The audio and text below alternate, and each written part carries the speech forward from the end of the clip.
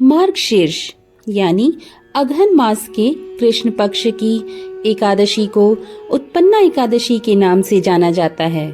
सभी एकादशियों की तरह उत्पन्ना एकादशी भी श्रीहरि विष्णु को समर्पित है। यह एकादशी बहुत खास मानी जाती है। इस एकादशी के दिन व्रत करने से व्यक्ति के पिछले जन्म के पापों का भी नाश होता है और उसे मुक्ति मिलती है। उत्पन्ना एकादशी के दिन व्रत रखकर विधि विधान से पूजा करने पर जगत के पालनहार की असीम कृपा प्राप्त होती है। इस दिन व्रत करने से श्री हरि विष्णु के साथ धन की देवी माँ लक्ष्मी भी प्रसन्न होती है। ऐसे में चलिए जानते हैं कि इस साल उत्पन्ना एकादशी का व्रत कब रखा जाएगा और क्या है इसकी पूजा विधि महत्व। मार्गशीर्ष माह की उत्पन्ना एकादशी तिथि की शुरुआत 8 दिसंबर 2023 को सुबह 5:06 पर हो रही है। इसका समापन 9 दिसंबर 2023 को सुबह 6:31 पर होगा। ऐसे में उत्पन्ना एकादशी का व्रत 8 दिसंबर को रखा जाएगा। व्रत पारण का समय 9 दिसंबर को दोपहर 1:15 से 3:20 तक है। आइए अब जानते हैं उत्पन्ना एकादशी व्रत की विधि क्या क्या है। उत्पन्ना एकादशी के दिन सुबह उठकर व्रत का संकल्प कर शुद्ध जल से स्नान करें। इसके बाद धूप, दीप, नैवेद्य आदि 16 सामग्री से भगवान विष्णु की पूजा और रात को दीप दान करना चाहिए। इस एकादशी पर रात में विष्णु भगवान का भजन कीर्तन करना चाहिए। व्रत की समाप्ति पर श्री हरि विष्णु से अनजाने में हुए भूल या पाप के लिए क्षमा मांगनी चाहिए।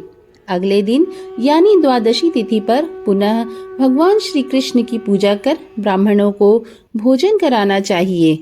भोजन के बाद ब्राह्मणों को क्षमता के अनुसार दान देकर विदा करना चाहिए। आइए अब इस एकादशी का महत्व भी जान लेते हैं। कहा जाता है कि जो भी व्यक्ति उत्पन्ना एकादशी का व्रत पूरे विधि विधान से करता है वह सभी तीर्थों का फल प्राप्त करता है। साथ ही इस व्रत के दिन दान करने से लाख गुना शुभ फल की प्राप्ति होती है। उत्पन्ना एकादशी का व्रत रखने से व्यक्ति के सभी प्रकार के पापों का नाश होता है। इस व्रत को करने से अश्वमेघ यज्ञ, तीर्थ स्नान व दान आदि से भी ज्यादा पुण्य की प्राप्ति होती है। आइए अब उत्पन्ना एकादशी की कथा का भी रसपान करते हैं।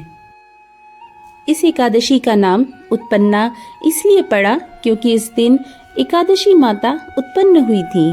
कहते हैं सतयुग में एक बार मुरु नामक राक्षस ने देवताओं पर विजय प्राप्त कर देवताओं के राजा इंद्र को बंधक बना लिया। तब सभी देवतागण भगवान भोलेनाथ की शरण में पहुंच गए। सदाशिव भोलेनाथ ने देवताओं को श्री हरि विष्णु के पास जाने की सलाह दी।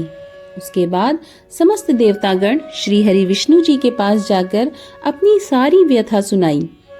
ये सब सुनने के बाद श्री हरि विष्णु ने सभी राक्षसों को तो परास्त कर दिया, परंतु दैत्य राज मुरु वहां से भाग निकला।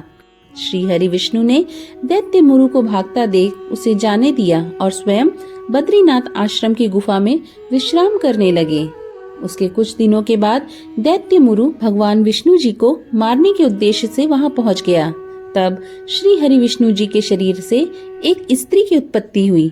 उत्पन्न हुई उस स्त्री ने मुरु दैत्य का वध कर दिया तथा देवताओं को मुक्त किया।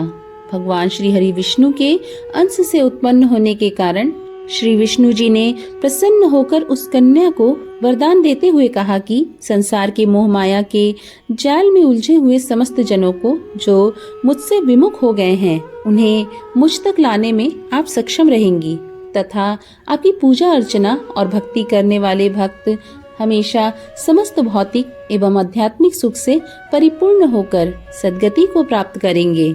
श्री हरि विष्णु से उत्पन्न होने के कारण ही इस व्रत का नाम उत्पन्ना एकादशी पड़ा। तो दोस्तों, आज की उत्पन्ना एकादशी की कथा आपको कैसी लगी हमें नीचे बने कमेंट बॉक्स में जरूर बताएं। साथ ही एक मेरी भी छोटी सी शिकायत है, कथा सुनने के बाद एक लाइक का बटन जरूर दबा दिया करें, इससे हमें भी प्रोत्साहन मिलता है। साथ ही जो इस चैनल पर पहली बार आए हैं वो सब्सक्राइब का और नोटिफिकेशन बेल का बटन दबाना बिल्कुल भी ना भूलें। इससे मेरे आने वाली कथाओं की जानकारी आप तक सहज ही पहुंच जाएगी। हम मिलते हैं ऐसे ही सुंदर कथाओं के साथ। तब तक के लिए राधे राधे।